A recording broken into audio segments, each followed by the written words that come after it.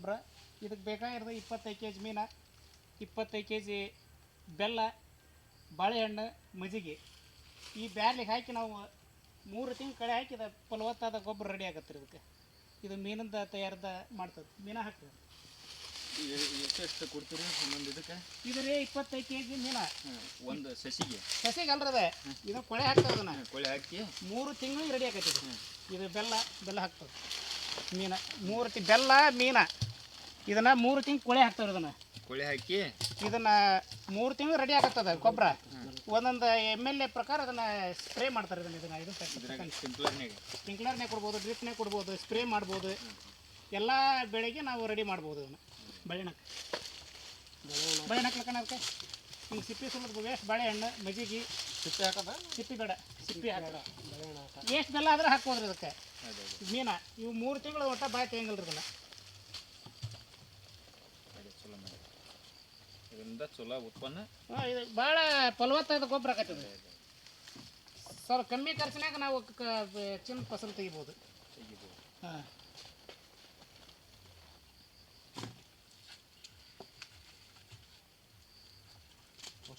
ಅಷ್ಟು ಮೀನು ಹಾಕಿ ಅಷ್ಟು 25 kg ಮೀನು ಐತದೆ. 25 kg ಬೆಲ್ಲ ಹಾಕ್ಬೇಕು. ಒಂದು 2-3 ಲೀಟ್ರ್ ಮಜ್ಜಿಗೆ, ಒಂದಿಷ್ಟು ವೇಸ್ಟ್ ಹಣ್ಣು ಹಾಕಿಬಿಟ್ಟು ಅದಕ್ಕೆ ನಾವು ನೀರು ಹಾಕಲ್ರಿ. ಅದಕ್ಕೆ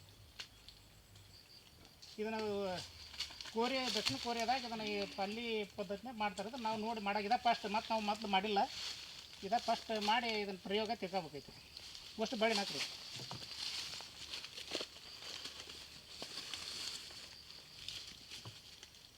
ಇದನ್ನು ಗಾಳಿ ಆಡಬಾರ್ರಿ, ಪೂರ್ತಿ ಮುಚ್ಚಬೇಕಂತ. ಇದನ್ನು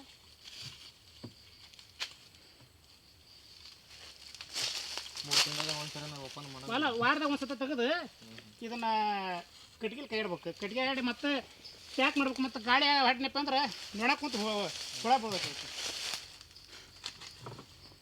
ಇದನ್ನು ಅಡಿಕೆ ಗಿಡಕ್ಕೆ ಆಯ್ತು ಅದಕ್ಕೆ ಪ್ರತಿಯೊಂದಕ್ಕೆ ನಾವು ಸ್ಪ್ರೇ ಮಾಡ್ಬೋದು. ಅದನ್ನು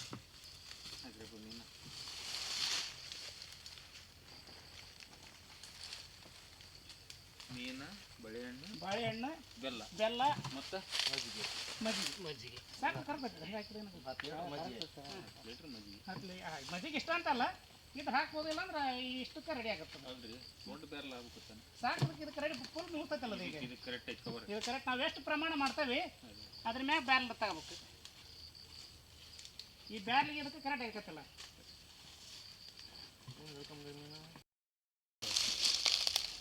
ಇದೇ ಮಾಡಪ್ಪ ನೀವು ಕಲ್ಸೋದೆ ಮೇಡ ಫ್ರೆಂಡ್. ಇದು ನಾವು 3 ತಿಂಗಳ ಮಟ ಫುಲ್ ಮುಚ್ಚಿ ವಾರಕ್ಕೊಮ್ಮೆ ತೆಗೆದು ಕೈ ಹಿಡ್ಕೊಂತ ಇರ್ಬೇಕು.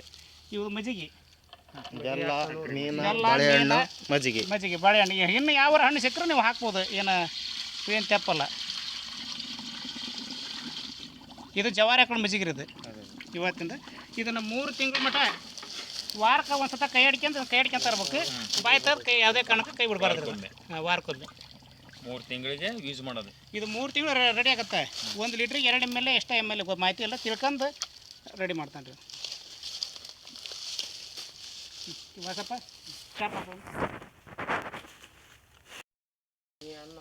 ಇದು ಒಂದೇನಾ ಮತ್ತೆ ಏನಾರ ವೆರೈಟಿ ಏನಾರ ಮಾಡಿದ್ದೀರಾ? ಇದು ಗೋಪಾಮೃತ ರೆಡಿ ಮಾಡಿವ್ರಿ ಅಲ್ಲಿ. ನೋಡಂಬರಿ ಅದು ಒಂದು. ಅದೇ ಎಷ್ಟು ವರ್ಷ ಆಯ್ತು ನಾವು ಮಾಡಕತ್ತೀವಿ? ಈಗ ಅಲ್ಲಿ ನಾವು ಕಂಟಿನ್ಯೂ ಒಂದು 4-5 ವರ್ಷ ಆಯ್ತು ಕಂಟಿನ್ಯೂ ಮಾಡಕತ್ತೀವಿ. ಇದಕ್ಕೀಗ ಇದಕ್ಕೆ ಬೆಲ್ಲ, ಇದಕ್ಕೆ ಮಜ್ಜಿಗೆ ಗೋಕುಮೃತ ಕಲ್ಚರ್ ತಂದಿದ್ವಿ. ಕಲ್ಚರ್ ಹಾಕಿ ರೆಡಿ ಮಾಡ್ಯಾವ. ಅಲ್ಲಿ ಅದಕ್ಕೆ ಈಗ ಬೆಲ್ಲ ಹಾಕಿದ್ದಲ್ಲ. ಬೆಳಗ್ಗೆ ಗೋಕುಮೃತ ಮಜ್ಜಿಗೆ ಹಾಕೇನ್ರಿ. ಈಗ 2 kg ಬೆಲ್ಲ ಹಾಕ್ಬೇಕು ರೀ. 2 kg ಬೆಲ್ಲ ಹಾಕಿ ಅದಕ್ಕೆ ಬೇರೆ ಹಾಕಿ ಬೆಲ್ಲ ಹಾಕಿದ್ರೆ ಮುಗಿದು ಹೋಗ್ರಿ. ಇದು ಒಂದು ವಾರಕ್ಕೆ ರೆಡಿ ಆಗುತ್ತೆ. ಹಾಂ, ಯಾರು ರೈತರು ಬಂದು ನಮ್ಮ ತಗ ತಗೊಂಡು ಹೋಗ್ಬೋದು. ಇದು ಗೋಪಾಮೃತ ಅಂತ. ಇನ್ನು 2 ಟೈಮ್ ಕೈ ಆಡ್ಬೇಕು. ಬೆಳಗ್ಗೆ ಸಾಯಂಕಾಲ 2 ಹೊತ್ತು ಕೈ ಆಡ್ಬೇಕು. ಇದನ್ನ ಒಂದು ತೊಟ್ಟು ಮುಚ್ಚಬೇಕು. ರೈತರಿಗೆ ಭಾರಿ ಯೂಸ್ ಐತಿದೆ. ರೈತರೆಲ್ಲರೂ ಯೂಸ್ ಮಾಡ್ಬೇಕು. ಅಡಿಕೆ ತೋಟಕ್ಕೆ ಒಳ್ಳೆ ಫಲವತ್ತಾದ ಸಸಿಹಾರ. ಇವು ಅಡಿಕೆ ಸಸಿ ನಿಮ್ಮವ್ರಿ? ಇವು ನಮ್ಮವ್ರಿ. ಹೆಂಗೆ ಕೊಡ್ತೀರಾ? ಇವು 50 ರೂಪಾಯಿ, 30 ರೂಪಾಯಿ, 100 ರೂಪಾಯಿ ಮಟ ಅದಾವ್ರಿ. 2 ವರ್ಷದ ಮಟ ಸಸಿ ನಮ್ಮ ತಕ್ಕದು. ಎಷ್ಟು ಅದಾವ್ರಿ ಅಂದಾಜು ಇವು ಸಸಿಗಳು? ಸಸಿ ಒಂದು 10,000 ಸಸಿ ಐತಿ. 100 ರೂಪಾಯಿ 2 ವರ್ಷದ್ದು, 50 ರೂಪಾಯಿ ಐತಿ, 30 ರೂಪಾಯಿ ಐತಿ. ಎಲ್ಲ ಸಸಿ ಮಾರಾಟ ಮಾಡಿ. ಎಷ್ಟು ವರ್ಷ ಆಯ್ತು ಮಾಡಕತ್ತೀವಿ? ಈಗಾಗಲೇ 3ನೇ ವರ್ಷ ನಾವು ಮಾಡಕತ್ತಿ ಸಸಿನ. ಈಗ ಆಲ್ರೆಡಿ 100 ರೂಪಾಯಿ ಸಸಿ ಹೋಗ್ತಾವೆ, 2 ವರ್ಷದ ಪ್ಯಾಕೆಟ್ ಅದಾವೆ ರೀ. ಯಾವ ಆರ್ಡ್ರ್ ಅದಾವ್ರಿ ಈಗ? ಈಗ ಬರ್ತಾರೆ ದಿನ 150. ಈಗ ಹೋಗೋಣೀರು ಬಂದ ಹೋಯ್ತಾರೆ, ಅಷ್ಟು ತಗೊಂಡು ಇವೆಲ್ಲ ಹೋಯ್ತಾರೆ. ಹಿಂದೆ ಮುಂದೆ ಬರ್ತದೆ, ಅವ್ರ ಅನುಕೂಲ ತಕ್ಕಂಗೆ ಹೋಯ್ತಾರೆ. ಇದು ಎಷ್ಟು ವರ್ಷ ಆಯ್ತು ರೀ ತೋಟ? ಇದು 7ನೇ ವರ್ಷ ತೋಟ್ರಿ ಇದು. ಹೌದ್ರಿ, ಹಾಲೆ ಕಟಾವು ಮುಗಿದಿದೆ? ಹಾಲು ಕಟಾವು ಹಾಲೆ ಆಗೈತೆ ರೀ ಈಗ. ಈಗ ಮತ್ತೆ ನೆಕ್ಸ್ಟ್ಗೆ ಈಗ ಗೊಬ್ಬರ, ಈಗ ಜೀವಾಮೃತಕ್ಕೆ ಮೊನ್ನೆ ಮತ್ತು ಗೋಮೃತ ಮೀನದ ಗೊಬ್ಬರ ರೆಡಿ ಮಾಡಿ 3 ತಿಂಗಳು ಅದು ರೆಡಿ ಆಗುತ್ತೆ. ಒಟ್ಟು ಸಾವು ಪದ್ಧತಿಗಳು ಮಾಡಿರೋದು. ತೋಟ ಚೆನ್ನಾಗಿದೆ. ಈ ಕಬ್ಬಿನ ಸ್ವಾಗಿ ಹಾಕ್ಯವ್ರಿ ಅವ್ರ ತೋಟಕ್ಕೆ. ಇವರೆಲ್ಲ ನಿಮ್ಮೂರವ್ರೆ?